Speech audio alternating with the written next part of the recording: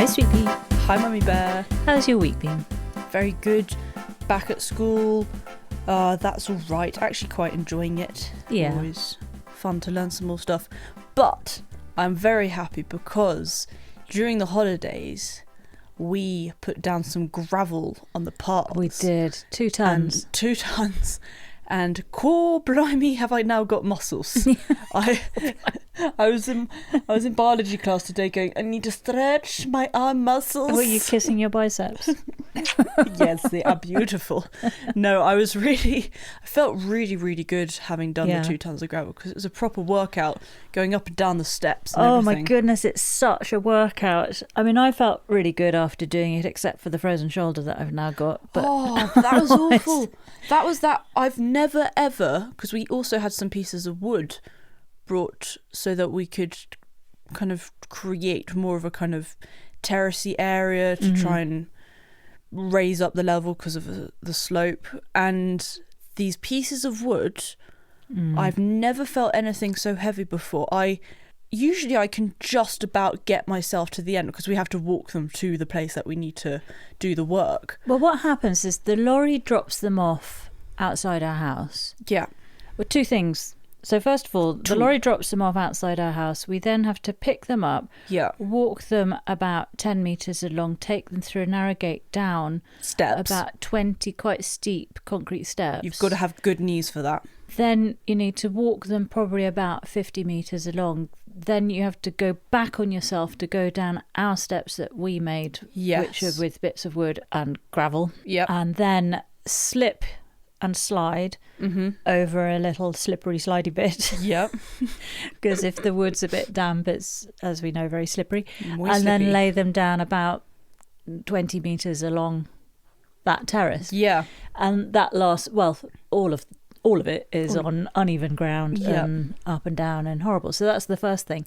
The second thing is the hardware store rang us just prior to delivering saying, like half an hour beforehand, got your 6 pieces of wood, which normally are 4 metres long, 20 centimetres deep and 5 centimetres fat. Yeah. And he said accidentally they've been cut 4 metres long, 20 centimetres deep and 8 centimetres fat. Yeah. Which adds significant weight to them. Also, they arrived wet.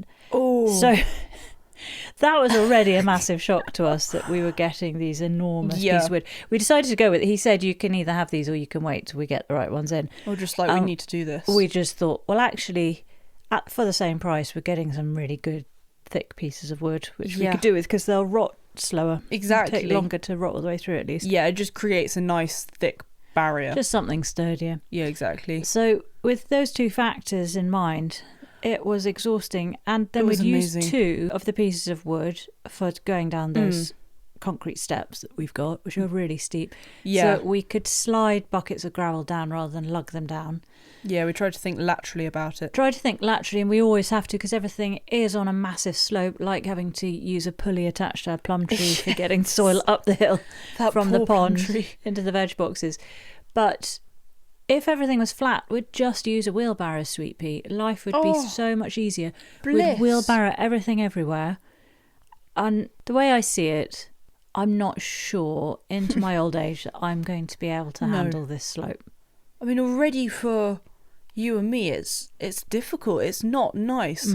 I know that at one point I kind of, my knee slightly... Oh, no. Slightly. Well, I just remember walking with the wood and just a slight kind of, something twinged on my knee. It's fine now. Okay. And I was worried that it was going to be bad afterwards. Yeah, be but really I was like, careful. Okay, I need to be more careful with that because I obviously think, well, I'm fine, I'm fit, I'm young, I can just go for it. But those pieces of wood were mad. Well, the worst bit was having laid them on the steps after having lugged 2 tons of gravel up and down them. Yeah. Was then we had to take them back up the steps. And that nearly broke me. You were on the bottom as well. I was at the bottom, so more steps to take up and had the weight on me. But you had all of the weight. The second one, I did end up having to put it down halfway because I just couldn't make it up. So I couldn't carry my weight up a step plus this enormous piece of wood. But also then with the first one, I just started walking off somewhere randomly because I don't know what happens, but at the end of a job, I just kind of slightly lose my head. Your mind, yeah. When I'm so efficient with the job, I get in a zone. I do what I need to do. I go up, down, back, forth, get it done. And then nearer the end, I just start becoming a whimsical and weird. We were trying to get just it like in a the barn, headless chicken. And you were leading with a piece of wood, and you just wandered off. And I was saying, wander off, sweetie pie, where are you going? You did, and then I was just like, I don't know where I'm going. I was so knackered by that point. No idea. We were delirious. I think we were both delirious. Anyway, you get delirious at that point. In summary, we moved all the gravel, got it in place, and we're pleased about that. Big job done. Yeah. And feeling fit, better than going to the gym. Exactly. We've moved some of your sage plant cuttings into the kitchen because they look rather pretty now. They're quite a decent size. Because you wanted to have a really nice herb area in the kitchen just so you can go snip, snip, snip. Yeah. Add it to your lovely butternut squash roasting in the oven. With some parmesan and garlic. Oh, amazing. And so to be honest, I did not think that this was going to be the outcome of my sage cuttings. Oh, really? But it has become, and there happen to be 3, which is perfect, 1 for each windowsill in the kitchen. And they are perfect height and perfect everything. They're amazing. So yeah, they look really great. That was a good job. Anything else that we've been doing in the garden? A lot of weeding. It's gone slightly mental out there. It has gone mental. It's a difficult year with kind of my last year and stuff like that, so we've got a lot of other things on our plate other than the garden, haven't we? So it's a bit neglected. There's been a lot of stress on that front, and so unfortunately there's been less time put into looking after the garden, so yes, it is a bit wild. I've noticed we have got an abundance of nettles this year, which we have never had previously. We've had little patches here and there, and we will leave them where we're happy with them because I like them above the veg garden because I think they're good for all the pollinators. Brilliant, yeah. Also a bit of a deterrent of anyone wanting to come in that side. That's where the fence is the least secure. We just kind of imagine someone having to climb over going, ouch, ouch. But all along the front fence, where we had originally planned to grow a hedge, well, so you know how Delia from Hone Hill Dreaming dug a trench? Yes. She really dug it out nicely, mulched, Beautiful. put in her hedge plants. Yes, bare root, weren't they? Yeah, we didn't do bare root. We did our little plug plants. We did, and that was another thing. They were really small. Yeah, and that was a mistake we made at the beginning. Yeah, we didn't dig a whole trench. We just dug circles. Yep, and we did mulch them. I will say that we mulched them, but the grass is so vigorous down there. What with it being an old field, so. The grass soon outgrew a lot of the hedge plants. Yep. Some of the cotoneasters have gone for it and doing okay, but where the grass didn't outgrow the hedge plants, I trimmed them accidentally, and they were so small and pathetic that they never survived. I think every single time. I have cut through them. It's so frustrating. The amount of plants I've taken out with my wayward strimming is really sad. Oh, but it's really hard when you're strimming. It's hard when you're strimming and the grass is so long and longer than all the plants we've got. But what's happened this year is we've got a whole bank of nettles. So I've trimmed to leave it as a nice bank against the fence. So it looks like we meant it to be like that. Yeah, and in amongst the nettles are honesty. No. So you've got these purple flowers in amongst the nettles. It actually looks really pretty. Oh, lovely. So I'm pleased with that. So I'm going to keep it. Can you see it from one of the seating areas? Yes, you can. Oh, brilliant. But the thing is, in all the beds, just about every bed has got nettles in it, and we have never had a nettle problem. No. In fact, I would say nettles are our problem this year rather than bindweed. I haven't seen half as much bindweed. No, I haven't. Far more nettles. That's amazing. Well, then I'll be keeping a lot of the nettles, unless they're right by the path. You don't want to brush past them. Are you going to keep them in the beds? I think I'll keep some because they're just lovely. I don't find them a nuisance. I think they're rather lovely. Obviously, I'm not going to let them spread across the bed, but I'll keep them away from other plants. They're quite spready though, aren't they? They are quite spready. Very spready, actually. Well, I'll keep an eye on them when I have time to keep an eye on them. Well, exactly. There's no time to keep an eye on them, and you're not keeping an eye on them, and they're everywhere. Yeah.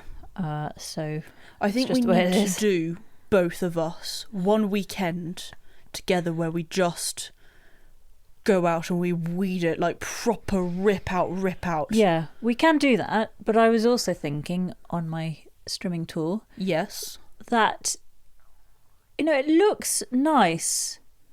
I mean, there are a lot of nettles, there's a lot of grass in the beds, but also there are some strong shrubby things.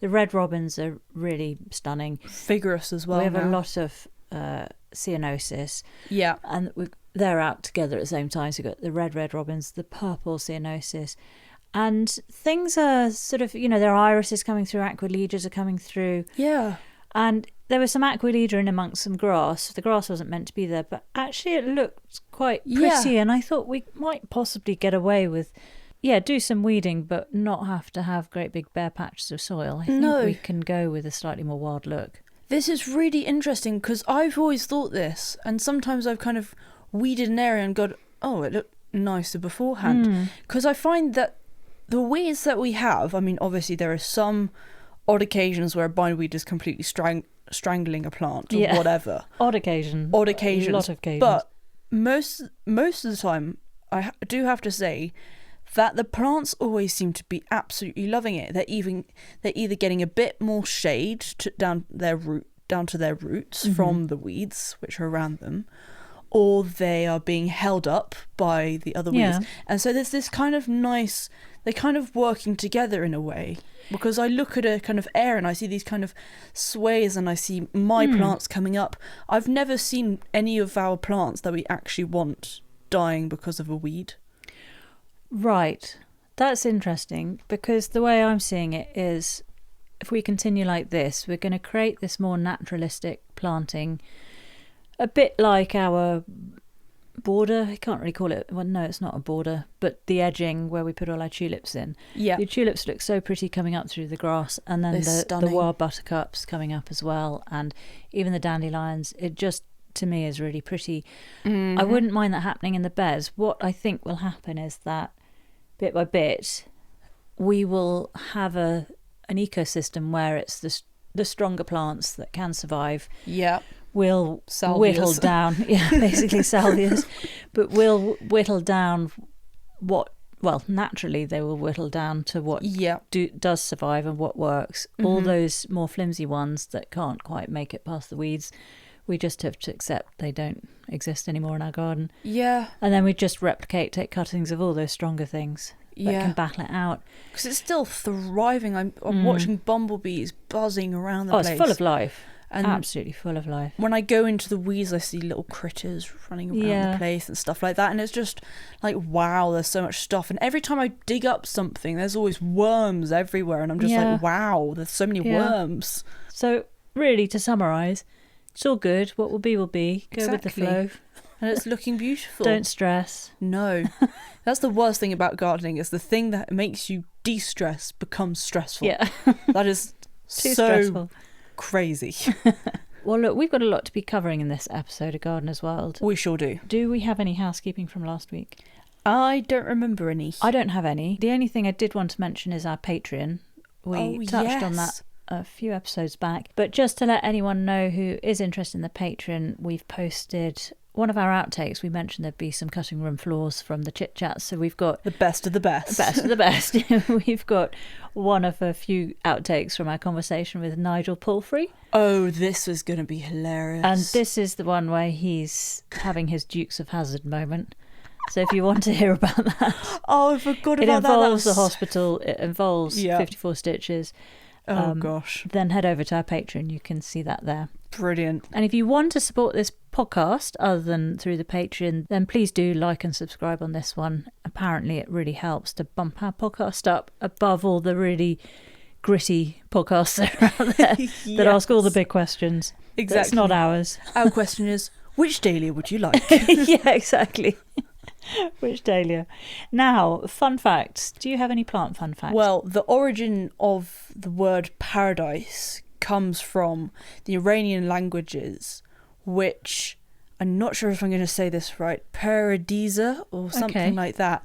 And it's where the word paradise came from. And it was used in Persia as an enclosure, perfectly walled enclosure, a green space, a garden. Yeah. Away from the desert and the kind of barrenness of the desert. So a well-watered space. Exactly. Just lush and green and somewhere you could go and relax in. And that's where the idea of paradise comes from. So when lovely. you think about it, paradise is very much so a garden. So really, your garden is more paradise than lying on a beach. Completely. Under the bright sun.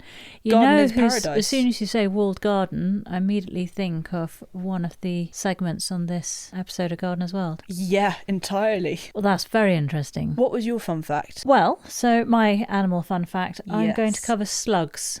What? Why? Why slugs? Because I think slugs are interesting. They're very garden orientated, aren't they? So I think we've relevant just to us all. lost any listeners because they're like, how dare you talk about slugs? We've lost our one listener. Well, I think this will gain listeners because slugs are actually pretty cool. So first of all, did you know that they're hermaphrodites, which means they're both male and female? Oh, cool. So it does allow them the potential to reproduce with any other slug of the same species. And although mating is preferable and probably recommended in the slug world. I love that they have little signs. Open your textbook to page 9. Mating is recommended. Yeah, well, slugs might have their various issues, and some slugs might want to, others might not want to. Yeah, so what's psychological issues. just absolutely wonderful about the slug world is that if you're not feeling it, but you still like to have babies, you can just self-fertilise. Isn't that awesome? Okay, that is very, very cool. And a single slug can lay up to 100 eggs. Wow, that's amazing. A slug can stretch up to 20 times its normal length. And the biggest slug... It's like a slinky. It reminds me of that animated film that you used to watch. Toy Story? No. What was the one with the snails who raced each other? Oh, Turbo. Yeah. Reminds me of that. Yeah. That is very good. But anyway, the biggest slug in the UK can grow to a foot long. I had no idea this existed, and it's in woodlands and forests. It's called the ash black slug. That is awful. This is a very interesting fact with some Welshness to it for our one Welsh listener. Some slugs are carnivorous, even cannibals. There's a slug called the ghost slug. Whoa. And its scientific name is Selenoclamis isbrida. Now, why did you say that with the Welsh? Yes, I'll explain why. So that's the ghost slug, and it's a white slug with no eyes that was first discovered in Wales in 2008. Oh. And it hunts earthworms. Oh. And interestingly, it's the first scientific name of any organism to be based on the Welsh language. That is very cool. That is why I said it with a Welsh accent. Okie dokes. Slugs breathe and poo from their heads. There are over 40 species of slugs in the UK, and less than a quarter of those are known to munch on live plants. So they're not actually as bad as you think, because also they perform an essential role in terms of cleaning and recycling and feeding on decaying organic matter. And they obviously break it all down and put the nutrients back into carbon and nitrogen cycles. So, oh, that's interesting because that's another thing on this episode. Yeah, exactly. This is very relevant to this episode. But very basically, relevant. There'd be an awful lot of dead stuff lying around if it wasn't for slugs. It's making me think that slugs are quite cool, bar the fact that they can poo from their the heads. same... Yeah, their heads. But I think once you get past that, I think one can start to appreciate the slugs a lot more than we used to. What happens if they vomit at the same time as pooing? Is there just a lot of stuff? I don't know. It's just not something that I've thought about, and I don't intend to ever think about again. No, but I am going to think about how I like slugs a bit more now. And of course, they provide a lot of food for other wildlife like birds and hedgehogs and slow worms and froggies, of course. Yeah. Anyway, that's enough about slugs. Well, I do love the fact that they can just choose they don't want to mate. Yeah. Just chill. If they're not feeling it, they can self-fertilise. Awesome. Shall we get stuck into this episode? I think we should. This is Gardener's World 2025, Episode 7 Recap. Off we go. We have Monty and Ned at Longmeadow, and Monty is having problems with a big gust of wind having brought down his climbing rose, which is up in a tree. The Souvenir de la Malmaison. Yep. Really pretty rose, actually. But very prone to black spot, which immediately puts me off. Yeah. I haven't got time for that. Like, you can shout black spot from one side of the house and you just go running out because you've had such trouble in the opposite direction. In the opposite direction, you're just charging, going, oh, leave me alone. I just leave home each time it's mentioned. Said I'm done. You've had such problems with black spot that now it is cured. You don't want to see it ever again. No, exactly. Anyway, he's giving that a good hard prune because he says it's not going to really survive any twisting and tying up. No, exactly. And then he heads over to the mound with all those soft yellows, and he says he's got less blue than yellow. Yeah, he has. He does seem to like the mound at the moment. He does. We're having a lot on the mound, aren't we? Yeah, it's like the mound. I suppose there's lots of beautiful spring colour. Well, the tulips especially, it's that time of year for the mound, isn't it? Precisely, yeah. There's the daffodil Avalon he talked about, ivory Floridale tulip, Verona tulip, and the forget-me-nots, which add the blue colours as well. The funny thing I thought was the request tulip, the orange one just popping just up. got in there. That's so be me, just like, hello, I'm coming in. I want to be included. I want to be here. And then he's dealing with his Vinca minor Hawaii. That was really cool. Lesser periwinkle. And there was a Brunner macrophylla. That likes half a day of shade. Very important. Nice foliage. That was a Siberian bugloss was its other name, wasn't it? Yeah, exactly. And then he talks again about the lesser celandine, which is intrusive. Yeah. Be very careful of it. He says it's a problem, but kind of in inverted commas, because they're not that intrusive, but they do spread. Yeah, exactly. And they snap really easily, and then plant's amazing. Then a new plant will come from that snapped tuber. Yeah. But it just reminds me of what Carol was doing, where she was taking leaves last year and little bits of stem and root and all madness, sorts. Isn't it? They are utterly amazing.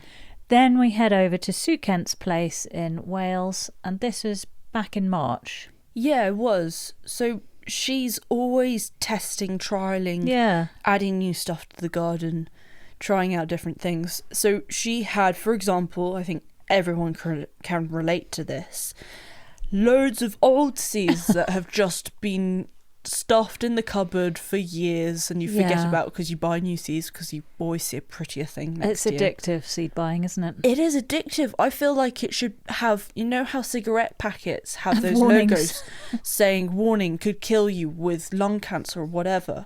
You could have that on seed packets, like warning, you will get addicted, and you'll like look like this down the years, and just you see someone swamped in seed packets or something like that. Because otherwise I can't see anything bad for your health with them. I can't see anything bad.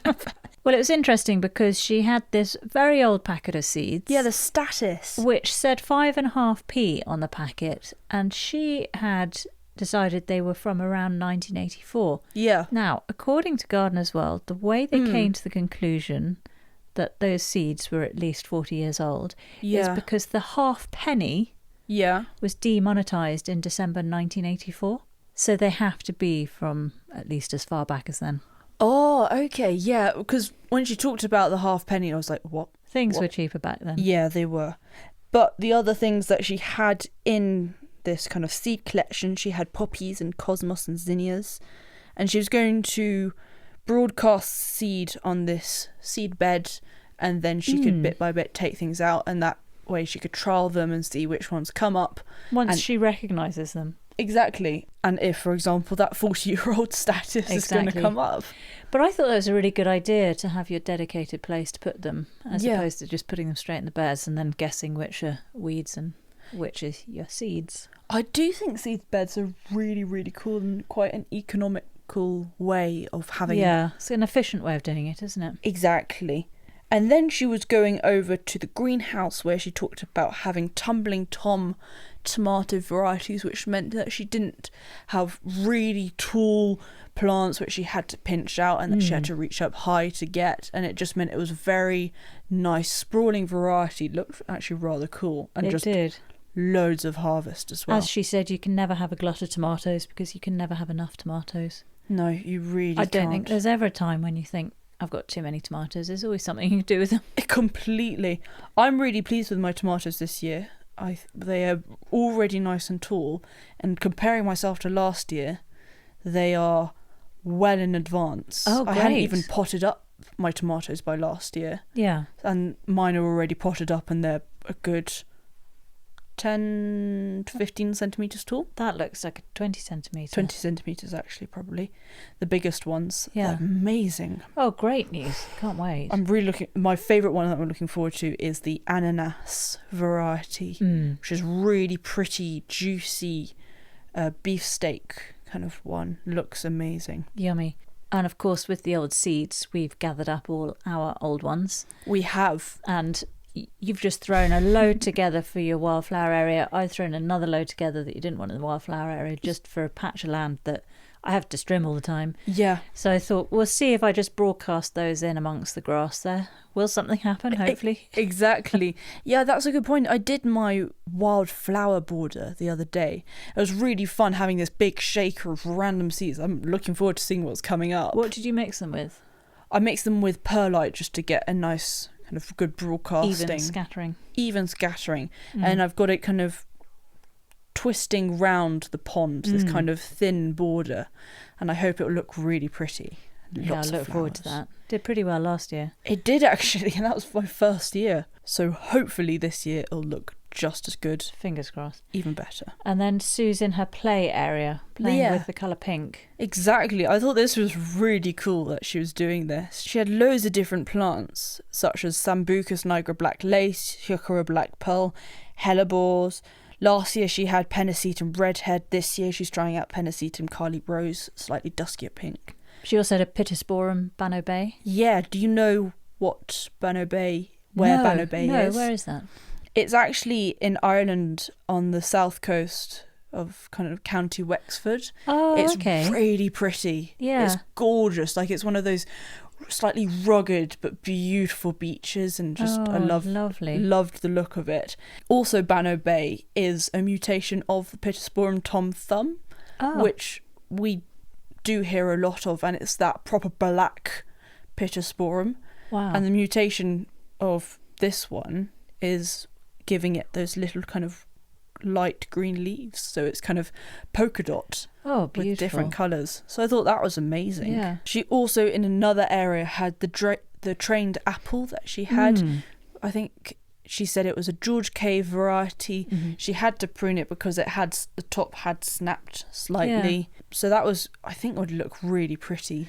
And also, did you hear how she came about getting that one? Because it came from Dovercourt in Essex, and that's where her great-grandfather came from, so that's rather sweet. Yeah. And then last year she grew an agastache which got overcrowded by her hydrangea. I think hydrangea Annabelle, was it? Pretty nice creamy one. Yeah, and so she's putting that into another border. But she did this great system where she had made the right sized hole. Yes. And then put a pot in it and kept that pot there, which kind of kept that area, first of all, easily identifiable. Exactly. And secondly, kept it free of weeds and just kept it exposed, ready for the plant to go in. And it meant that the plants around it wouldn't be damaged by any digging up any of their root systems. They just kind of already were ready for this pot to go straight in. I like that system. I thought it was a good idea. Absolutely. I thought that was brilliant. And that agastache was called Alabaster and was a really pretty white one. Beautiful. Back with Monty, and we see what looks like his Rasta parrot tulips, I think. Yeah. Or a parrot variety, anyway. Absolutely. He was in the cottage garden and he talked about how it's changing, evolving, lots of different plants. And pastel colours. Exactly, pastel, creamy colours. It's really lovely. And there are loads of forget-me-nots at this time of year. I remember then he has to take them all out because they get quite over the top when they overbearing, aren't they? Yeah, when they lose their flowers and everything. And he says how he's always after the perfect apricot tulip, and I would love to get to that point in our garden, which is a point we'll never get to because we don't have a garden like that. No. But imagine having one where that's your concern, is getting the perfect apricot colour, not just an apricot one, the perfect apricot one. The perfect apricot one. I know. I do want Monty to know that I took time to research perfect apricot tulips. Oh, did you? And I You're want too him to good know, I would like him to know that there is a few different varieties. Mm-hmm. Apricot fox, apricot pride, apricot beauty, apricot giant, apricot parrot. They are all stunning, and they are very different shades of apricot. Did you just Google apricot tulip and that's what it brought up? I think Mons knows how to Google stuff as well.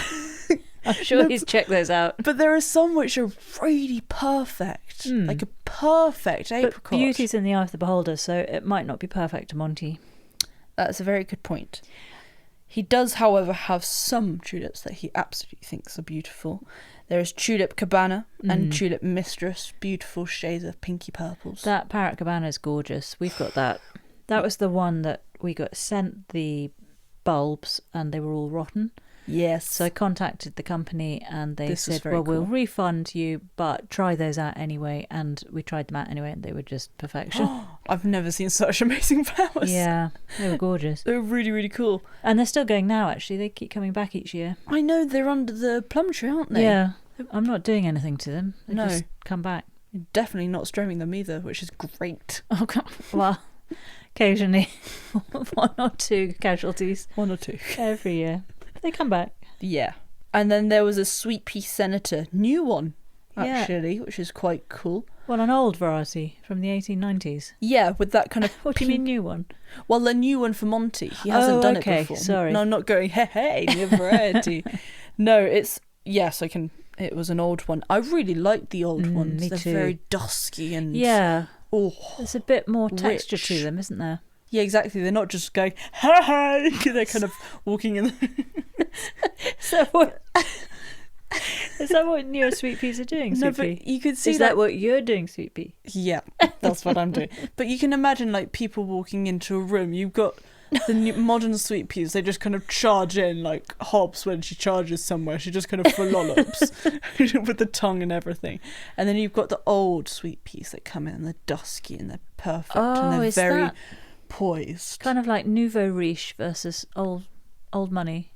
Merci beaucoup, yes. Okay, got it. It is. So absolutely loved that sweet pea. Well, I absolutely loved Monty's compost area. Not just a 3-bay, not a 4-bay, but a 5-bay system from what I could make out. Is it 5-bay? Yeah, so he had the initial bay, that's just everything. It all goes in there.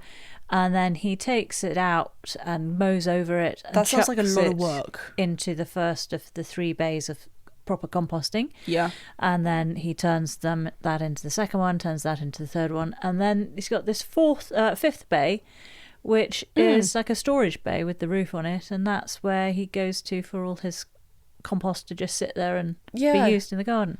Exactly, that's where he gets all the compost from. I'd so love to have that. Oh, gosh. If we had flat land, we would have such an epic composting area. We would. It's just so hard on a hill. Yeah. I don't know what to do about it. But I got some ideas from Michael, who we're going to see next. Oh, well, just before we do, I did just want to say, just to lift our spirits a bit, and anybody else's spirits, is, you know how sports people, they'll go up to the mountains, or they'll walk up a really, really big hill, for example. Right. Just to try and get as little oxygen as possible. A bit of altitude training. Altitude training, exactly. And then they go back down. And where is this going? Well, what I'm saying is, when they then come back down to play sport, it seems so much easier, and they perform to such a high quality, right, and such a high level as well. Oh, so you mean our next flat garden is going to seem like a piece of cake? Exactly. You see where I'm going with this? I see where you're going. So because this we is our have training the right now. Extreme. Yeah. We have an extreme garden. It's just difficult. It is an extreme garden. We have amazing knees because we have to walk down it. And you could almost get altitude sickness from the bottom of our hill to the top of the hill. You could. Exactly. So what I'm saying is, if and when we get a flat garden, which I'm sure we will because it's our dreams. Well, when I'm really old, we have to, just out of necessity. Out of necessity. I think it will be the most amazing bit of paradise. Right, well, that's something to look forward to. The only flaw in your plan is all this training that we're doing prior is knackering my knees and my hips and my ankles and my frozen shoulder By the time That's we just get the menopause. That's the menopause. our flat land, I'm not going to be able to move anyway, so I'm not sure if this training we're doing is a good idea. I think anyway, think positive. This is what we've got. But let's move over to something that will really lift your spirits. Oh, amazing. And this was Compost Michael Kennard in Sussex. Loved this segment. And wasn't it Absolutely loved it. Scientific? It felt... I've never seen composting made so clean. Well... And just beautiful and just kind of like it is something stunning. Like most people think, oh, it's kind of like degrading and it's all... I don't know, they just kind of pull that funny face, don't they? Do they? I think most gardeners are really into compost, gardeners are, aren't they? Other people, you say to them, oh yeah, composting and mud and soil and smelling it, and they're like, oh, you weirdo. Is this the sort of conversation you have with friends at school? No, I don't tell them about how I love compost. That would ruin my reputation. Well, Michael is a self-proclaimed compost nerd, and I think he's an absolute genius what he's set up here. So he collects food waste from residents. He goes to domestic households every 3 weeks, and he gives them a clean bucket each time, and they also get some compost back every spring. Oh, that's amazing. He carries all these buckets of food waste off in his van. Yeah. And then he uses some bokashi bran.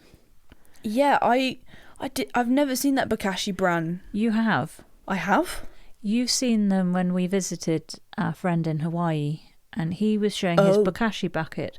But you were probably too young to remember, really. Oh, he did quite a bit of gardening with you, actually, as well as paddleboarding with you. And yeah, I do remember climbing. The gardening. That was a lot of fun. And he had this bokashi bucket. I think he invested in a business, and I think the business was called Bokashi Buckets. Oh my gosh. And out there they put the bucket into the ground, so they dig it into the ground, and then obviously because it's so hot in Hawaii you can't leave your food waste bin in the kitchen just fermenting away. That would be quite like something. We do for days on end. You have to chuck it every day, twice a day, into this bucket in the ground. How big is it about? The bucket's about... I think from memory it was about a sort of 50 centimetre diameter. Oh, okay. Yeah. And then with each layer of food waste, he would then sprinkle this bokashi bran on. Okie dokie. And then you keep building that up, and then it basically all ferments down. And so similar to what Michael's doing. Yeah. But then Michael was putting it into these big turny things. Yeah, into the tumblers. It's like a... What do they use at the lottery? A lottery tumbler. Yeah, tombola. Tombola, exactly. But it was a lot like that. Also with the bokashi bran, I didn't actually know what it was. It just looked like some kind of interesting thing. Apparently it is composed of essential microbes, water, sugar, wheat bran and rice bran as well. So it's this kind of mix of all these different things, right? Which I think help and accelerate the composting of it. Well, that's interesting because I looked up to see if you could make your own bokashi bran. Oh yeah, can we? And well, yes, I mean you can, but I saw different ingredients to what you just mentioned. So I saw one that says about mixing molasses and then the effective microorganisms. Oh yes, with bran, and then you keep that mixture all kind of moist. Yeah, and then you seal it in an airtight container and let it ferment for at least a couple of weeks, and then after fermentation, the bran should have like a sweet yeasty smell, and it may have white mould on it as well. Gosh, which is normal. Beautiful. So yeah, but, I think of my friend Steve who makes his own. Well, he has his own mother for. What's it called? What's the bread called? Not soda bread. The other one. Sourdough, and he keeps that going. He's a brewer by trade. Oh, so that's why he keeps that brewing away. That is so also... perhaps I could get him to set something up in his, because he's got a whole shed for all this brewing stuff. Yeah. So perhaps I could get him to come up with a bokashi bran. That would be really, really cool. I'm going to make the call after this. I did love that.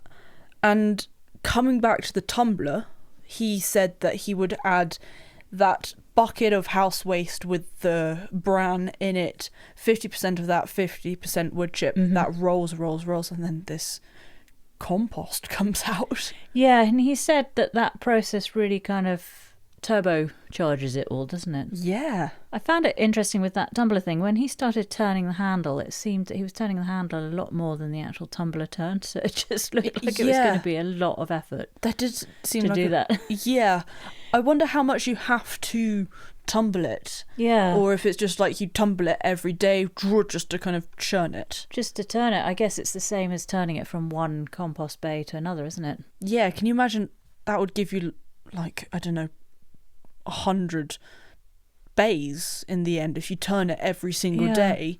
That's turning it like you would in 100 different bays of compost. But he said you get the end product in 3 to 4 weeks. Yeah, he did. Which is incredible, isn't it? And also, I think something you will see me now doing is smelling compost. Because he said how he picked it up, smelt it, and said it smells sweet.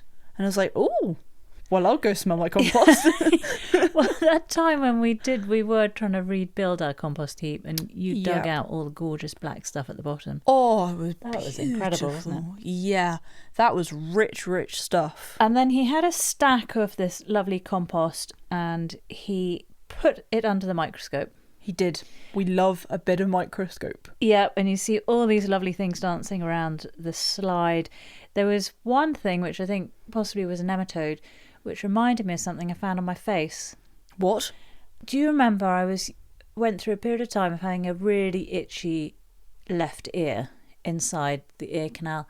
Oh, I do remember that, yeah. And I was freaking out thinking I had some kind of, I don't know, lice in there, or like a earwig, or I don't know, a tick or something. I didn't know what was in there. So off Amazon, I ordered this little camera that I could put in my ear.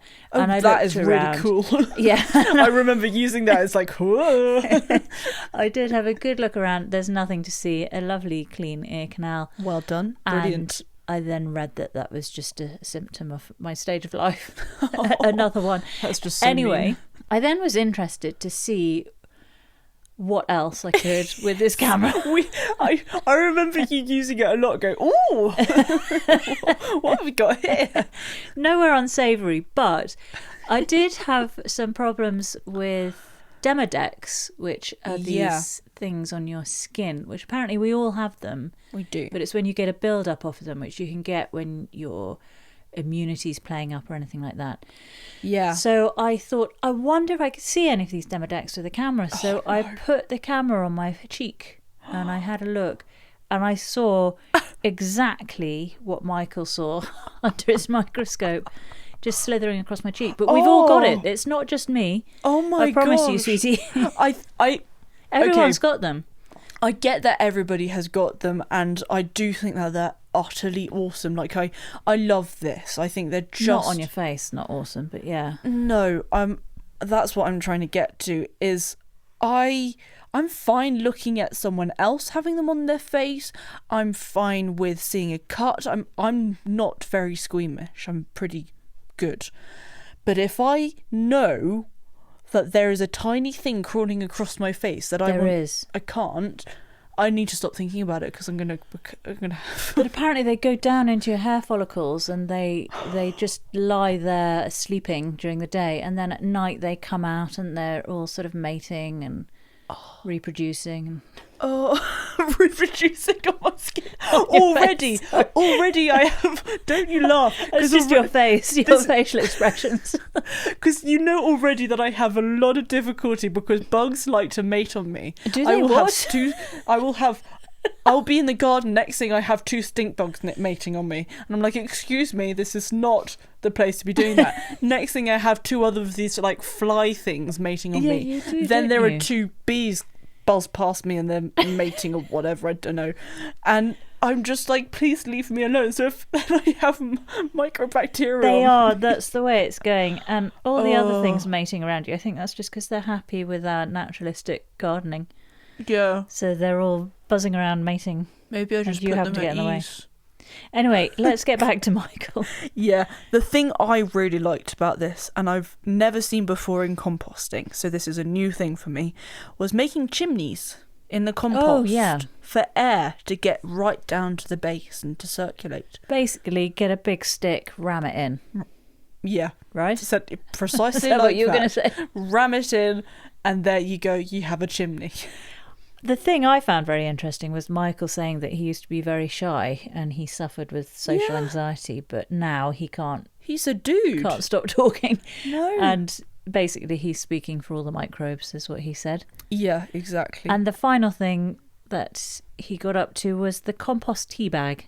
Yes. Which we've seen before, haven't we, with Eddie from Rhizophilia? Yeah, I do think this is a very cool way of just immediate satisfaction, getting all the microbes into the soil.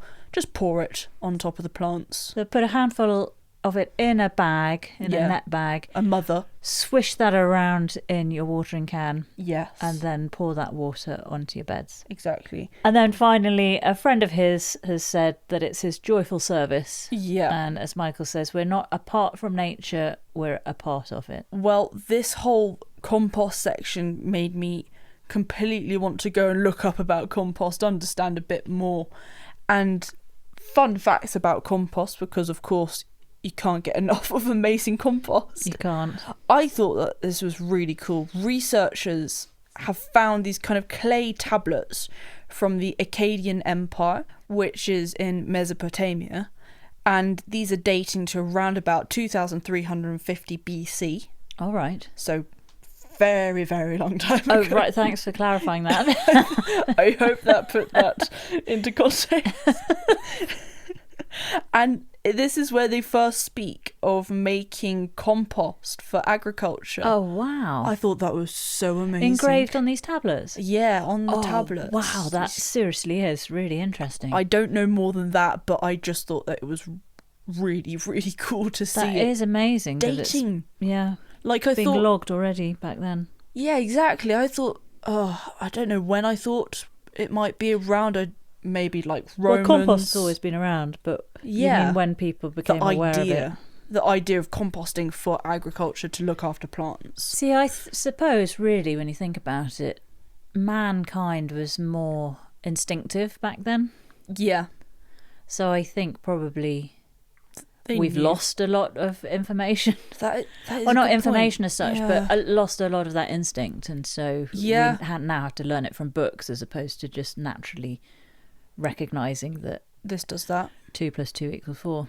And another thing, I thought this was really cool. You know how we've talked a lot about different ways of dying? Well, it's... Do you mean as in my choices of how I'd like to go? Yeah, and me saying, like, would it be fun to chuck yourself into a volcano? Or... Well, still my favourite is going out on a yacht when I know that I've only got a little bit of time left. We hire a really expensive yacht. Really expensive Use up all your inheritance on it. Oh, thanks. How do you feel about that?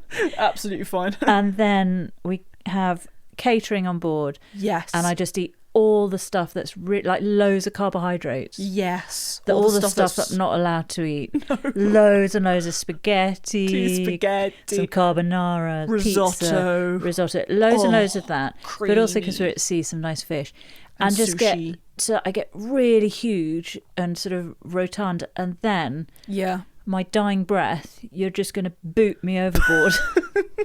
And then I'd be very happy for the sharks to take me, because I'll be dead anyway. Yeah. And so I'm being reused. Yes. Is this a bit morbid for Gardener's World Recaps? I don't think it's morbid, because the bit that I'm talking about is human composting. Oh, I'm completely... Do you mean as in your ashes? No, even better. Even better that. Because there is so much energy put into burials and cremation that human composting is utterly amazing. The woman who came up with the idea is the founder of the idea. It's Katrina Spade. She founded it in 2011. Mm-hmm. And I cannot go into the details of how it works, but you have the body... The human body, and it's kind of put into the cylinder, and there's wood chip and stuff, and it's very scientific. Bokashi bran. I have no idea, but it's very clean the way it's done. It's very prepared, and everything has to be done at certain temperatures and everything, so that all the microorganisms can break down the body correctly. And does she stick you in a tumbler? turn you every few days. Knocking your head and you're like, okay, I'm not dead yet. That'd be awful. No, but this is really, really cool because one body can create a cubic yard of soil which is nutrient rich and amazing to then use in agriculture. That's amazing. How awesome is that? That is really awesome. Like it's a clean process. The reason I'm saying it's a clean process is because you don't want to think of your loved one's dead body being put in and then kind of being eaten down by microorganisms and stuff like that. But that's essentially what's happening. But it's done so beautifully that you then get this amazing compost. It's like with ashes, but it's better because you can really use it and there's a ton of it. I'd rather think of my loved ones going through that breakdown process than being buried and just rotting away under the ground. It reminds me a bit of the not the Poachulensis, but what was that plant that you looked up about that had spikes? Or was the Poachulensis, which has the goats that they thought that it speared the goats. The goats would die at the base of the Poachulensis, rot down and create beautiful compost for the plant. Fertilizer. Yeah, that was it. Oh, it's mind-blowing, isn't it? It is mind-blowing. But I just thought that then composting is amazing because if you can do that with a human body, can you imagine if everybody did that, what a beautiful, rich soil we'd be putting back into this earth. And we would be providing something for this beautiful planet that's provided for us. At the moment, for me, that was the norm. Yeah. But can you imagine your other loved ones using your compost from your body and to grow their tomatoes? Growing a beautiful tree or something which needs lots of rich nutrient soil and creating a spectacular garden with this cubic yard. Your paradise garden. Can you imagine? I think we need to normalise composting humans as well as composting toilets. Yeah, if those two things were normalised, I think we'd be in a much better place. It's just the thought. If people can get their head around the thoughts of those things, they're both incredibly practical and efficient uses. Exactly. Just like if I can get over the fact that I know that there's loads of microorganisms on my hand and on my skin at the moment. They're doing great stuff on there. Well, this is what's genius about Michael, because he is tapping into something that is so essential to life. Yeah. And I absolutely love what he's set up. I do. He's the founder of BioLife Compost and the Compost Club. And this is based in Brighton and Lewes. That's the food waste collection that we saw. Yeah. And they pride themselves on no fossil fuels, plastic or mains water. And so even that van that they're collecting all the compost buckets in is electric. Because I was thinking, wait, hold on a second. Oh. What about your van? Your van, mate? Well, they've got it sorted. On his segment, he said he came into it as a grower.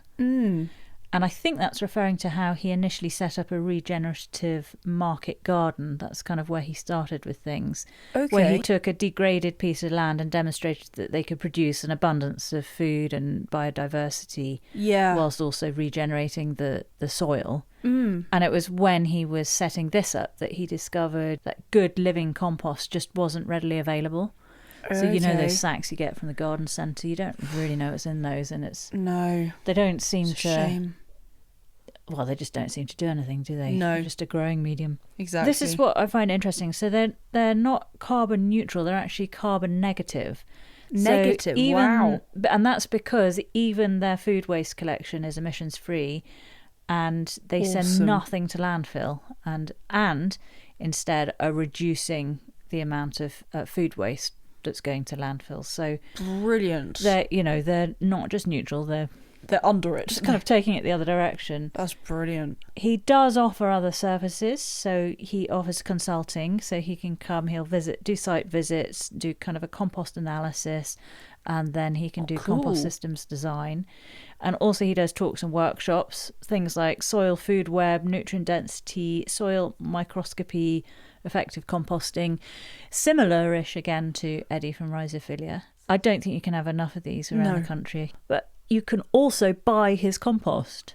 Seriously? So you can get compost bulk bags, which are priced at £1 per litre, and that's plus packaging and shipping. That's amazing. You can also order their BioLife compost extract. That's soil food web in a bottle, Wow. 500 millilitres for £10. So he's getting all this food waste from people, creating all this amazing compost, giving some of it back to the people he got the food waste from, and then selling on as well. This is really, really cool. Then Monty shows us his slow heap, which is essentially what we did. Yeah. and I can vouch that it does take at least 18 months, but it's really, you just have a pile and you just leave it. Yeah. Low maintenance, don't do anything, come back to it in 18 months, and underneath you get some gorgeous stuff. It is really, really good. We haven't even sieved the stuff out from ours, and it's beautiful. That is very good. And then we go to your gardens. This gave me so many ideas. Oh, I thought it would. First of all, we were in London with Molly, and she was at her family home in the front garden, and it was full of flowers and had all of these lovely kind of slightly raised beds. And it was a typical front garden that was mainly laid Exactly. lawn, and they decided to fill it with all these beds. And actually, she said that was the issue with the back garden, was lots of big oak trees, so it was very shady. So that was where they could grow more stuff. So they just made the lawn into loads of beds. It was gorgeous. It was utterly Thriving. brilliant. She said how they had statice in there, like Sue did, cosmos, scabia, zinnias, and all from seed. And this is what made me very, very happy, was doing the prints into clay. So getting the flowers, laying them on clay. I think she was using a rolling pin on top. And the prints were so perfect. Well, she actually has an Instagram page, 2 Instagram pages. Oh, One great. is called From Molly Imprints, and it's all her imprint work. Oh, that's going to be gorgeous. And that's kind of an offshoot from her longer running Instagram account, which is From Molly Florals. So she was originally doing floristry. I think she still is, and she's got a background in props design. Yeah. And so she does a lot of these big demonstrative floral arrangements. And Oh, wow. Really beautiful. And then she's doing her imprints. And she does the plain ones like we saw, but she also has started painting them. And one that I really particularly like was where she painted only the background. So she kept the actual plants, the sort of white of the clay. Yes. And then painted the background this nice Wedgwood blue. So it was Wedgwood blue and the kind of creamy white. Oh, wow. A really, really simple, but so pretty and so effective. That's the kind of thing where I can see bathroom tiles or something like that with that can you imagine? print. Yeah, that'd be gorgeous, wouldn't it? What a good idea. Oh, you should suggest that to do some tiles. It sounds you know how amazing. you have plain tiles and then just occasionally these ones precisely. put in. Kitchen tiles. Oh, that'd be gorgeous. Difficult to clean though. Always got to think of the cleaning. True. That is a good point. But I'm going to put a link to both her Instagram pages on the pod notes, so you can check out more about her on there. Absolutely, I'm going there. Monty's saying some cucurbits. He is. There's the Waltham butternut crown prince as usual, and a new one, Rouge Vif d'Étampes. Oh, yeah. And you know what cucurbits are? So that's your squashes, courgettes, cucumbers, pumpkins and gourds. Yes, all with those very nice seeds. Very satisfying. Yeah, and same you sort of seeds, aren't they? must plant them on the edge as well, because otherwise they can rot. So they don't rot, yeah. And, that's a good point. He had also the Romanesco and the Black Beauty courgettes in there as well. Then we go with Francis to Surrey to look at the National Collection of Wisteria down there. I did want to say before we start talking about wisteria, is there was the most stunning shot. Francis walked under this wisteria, looked at the camera, quite a close-up shot of her face, next to this wisteria. Did you see how gorgeous Francis's eyes were with the wisteria?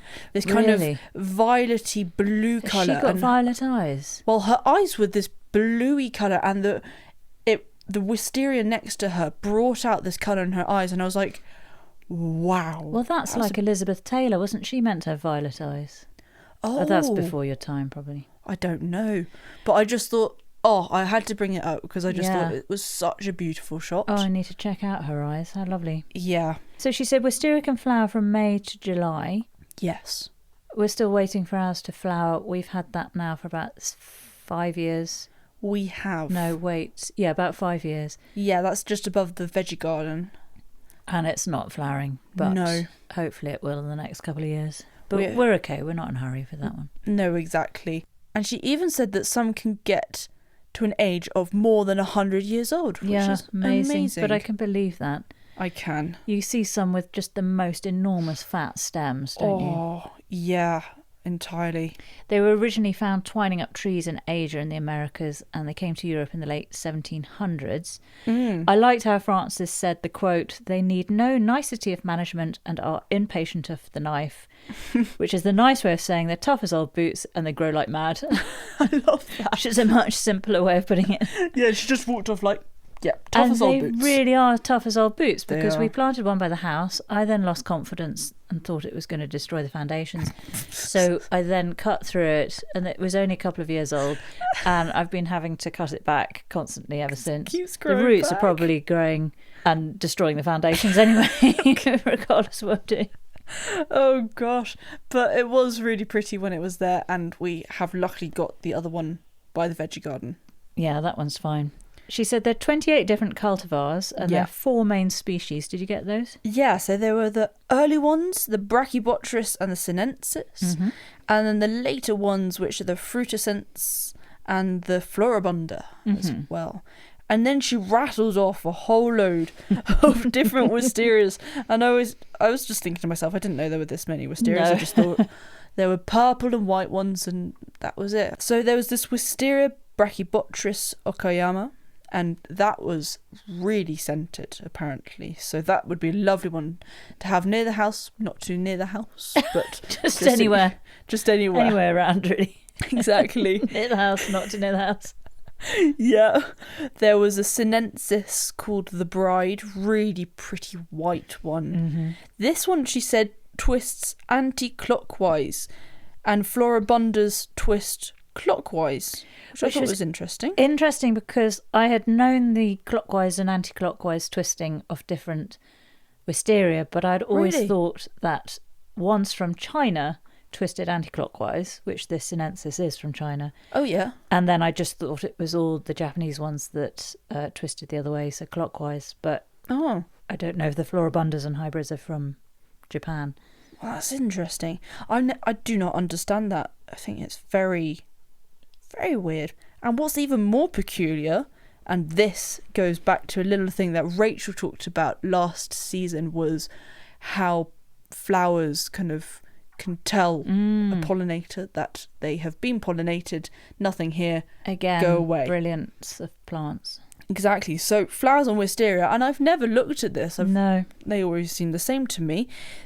Each individual flower turns 180 degrees when pollinated, so that they're facing upwards instead of downwards. Which is really, so they've got the kind of back petal to any pollinators coming in. Yeah, basically say, sorry, we've shut shop. Exactly.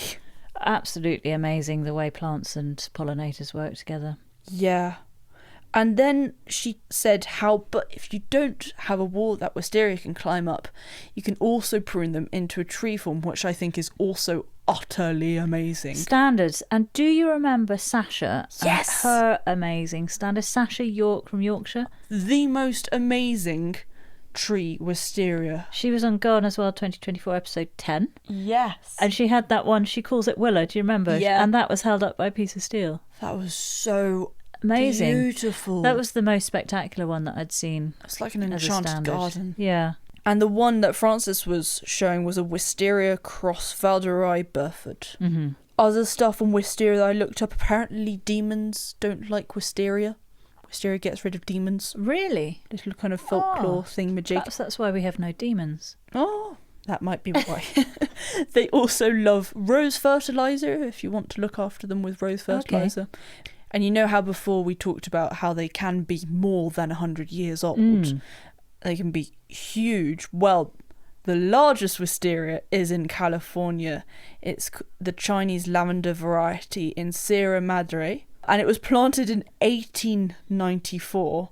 And it is 1 acre in size and 250 tons in weight. 1 acre in size? It is huge. That's in California, did you say? Yes. Wow. It is one to look up. That's amazing. I thought... Yeah. Did you see pictures of it? I did, yeah. How incredible. Looks pretty Oh, awesome. I need to check that out. Well, this wisteria collection is held on a private estate, and so that's why there's a certain amount of secrecy around it, because the owners don't want it out there. Okay, gotcha. But if you go to the Plant Heritage website, which I'll put a link to on the podcast notes, you can express an interest in doing a visit. So they do tours. Great. And they can't give exact dates of the tours because it all depends on when the wisteria are going to be at their best. Oh, that's and a that good varies point. from year to year. Can you imagine the admin nightmare of trying to organise that by Plant Heritage?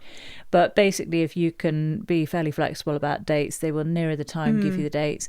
They will also nearer the time give you the location. So it's shrouded in secrecy.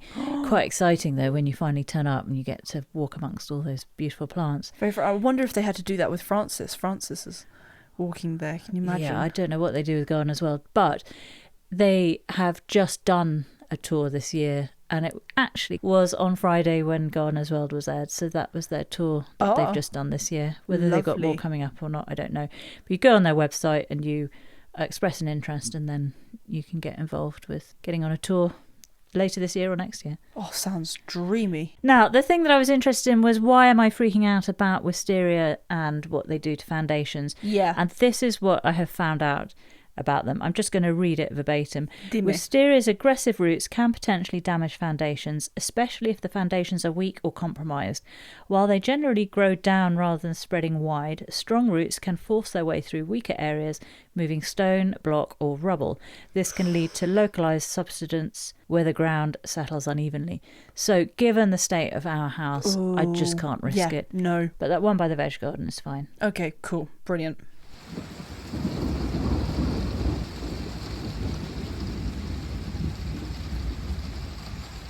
Back with Monty, he explains about when you buy a wisteria, try and buy it in flower. Yes. Because otherwise you can be waiting a long time. He said you'll be waiting around 7 years, but sometimes twice that before it flowers. Okie dokie. So we'll see how we get on with ours. Uh-oh. And then he's taking some dahlia cuttings. Yeah, from the Honker Black. They were basil cuttings. Yes. And so he was just cutting right down, trying to nick a little bit of the kind of... Basil-y bit. Yeah, exactly. I think you want to just get a bit of the tubo, get right down in there. Right.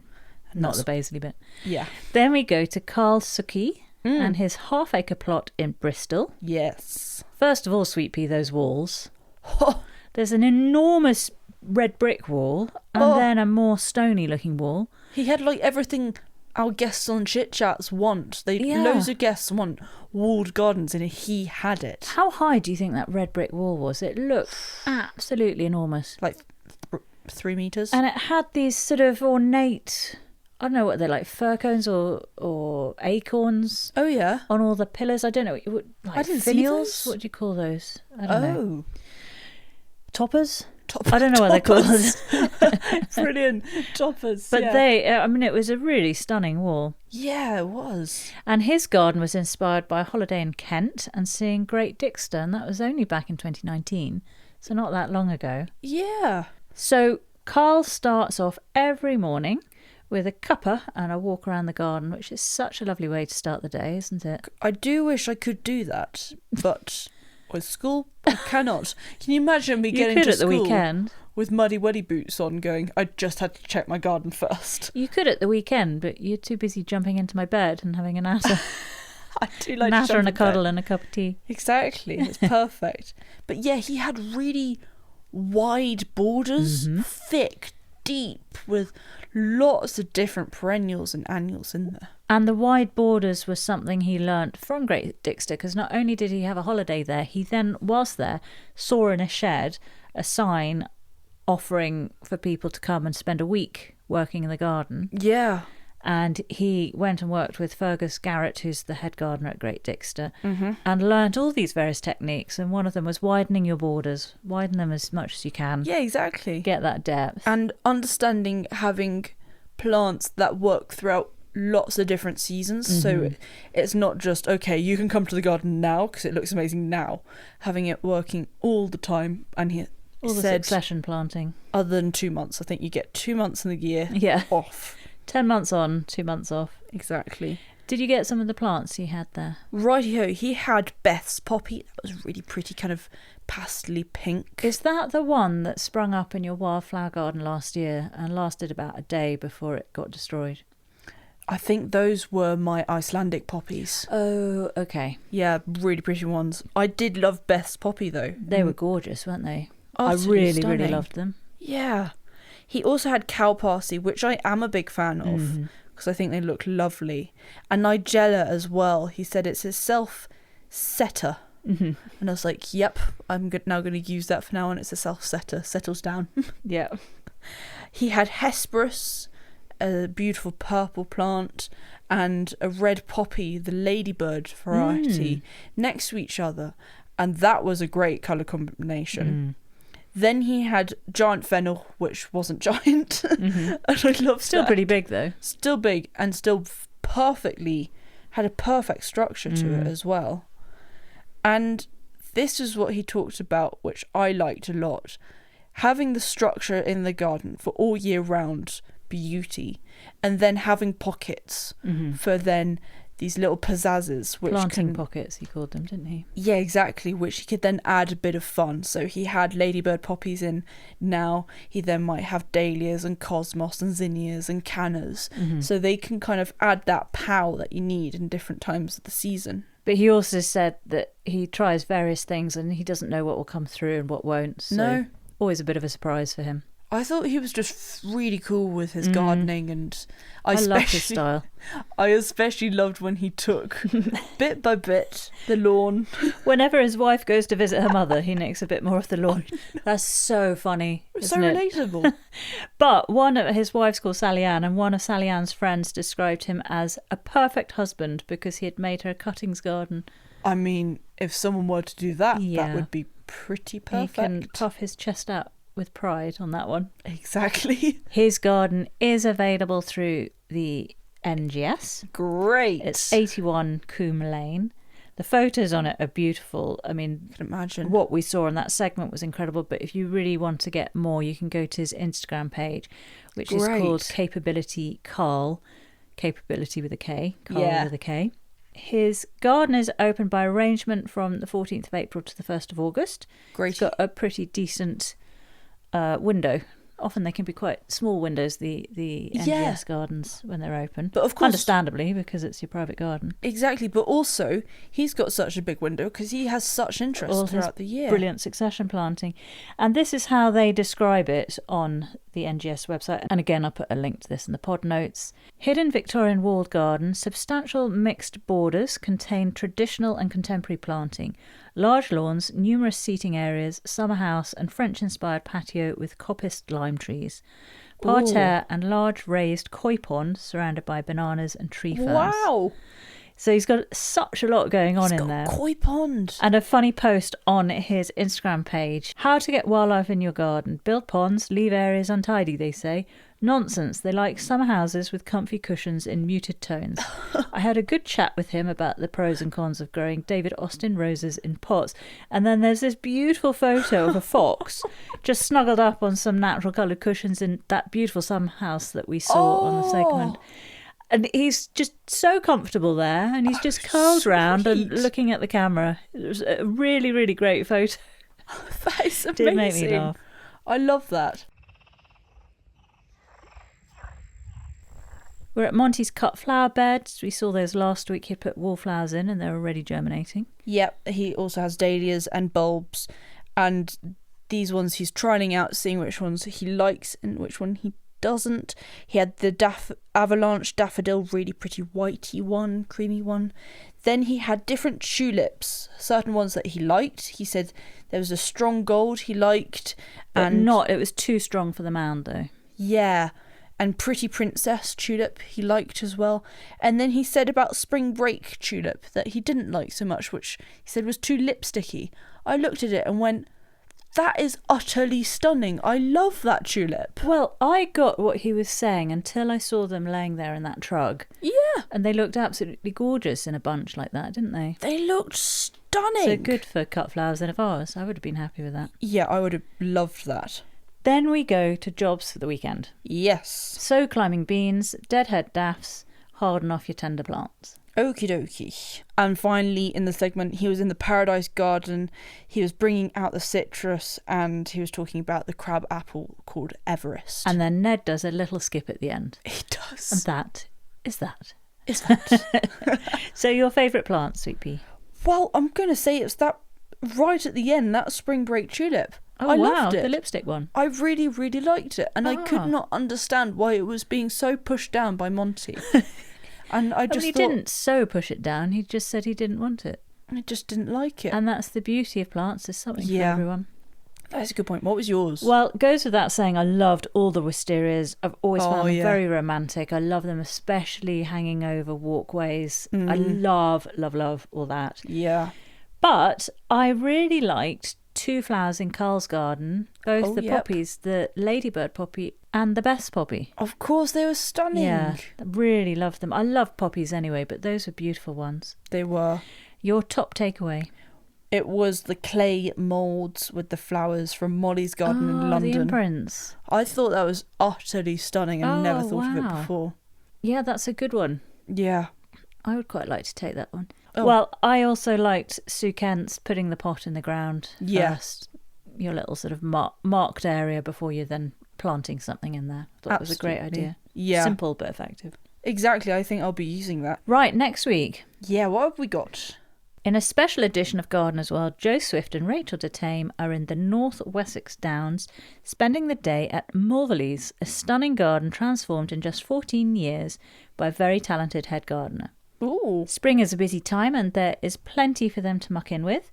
Joe is planting plugs and getting involved in some essential pond maintenance, while Rachel shows a clever way of growing tulips and repots some beautiful orchids. Oh, lovely. Aris Anderson is in the heart of Manchester, discovering how, against the odds, the creation of the city's newest park has inspired a garden at this year's RHS Chelsea Flower Show. Oh, yeah. In the Peak District, there's a couple ripping up the rule book on veg growing, and wow, does it work! Exclamation mark. And meet a gardener who has transformed a long-forgotten plot into an incredibly secret horticultural hideaway. Right, I am looking forward to that. And you did say that RHS is coming up then I think the week after. Yeah, so Monty says 2 weeks' time it'll be RHS Malvern Spring Festival. Oh. Gosh, it's the festivals already. How exciting. Very exciting. Well, thank you very much for listening. Yes, absolutely. And please like and subscribe, and we will see you next week. See you next time. Bye-bye, Sweet Pea. Bye, Mummy Bear.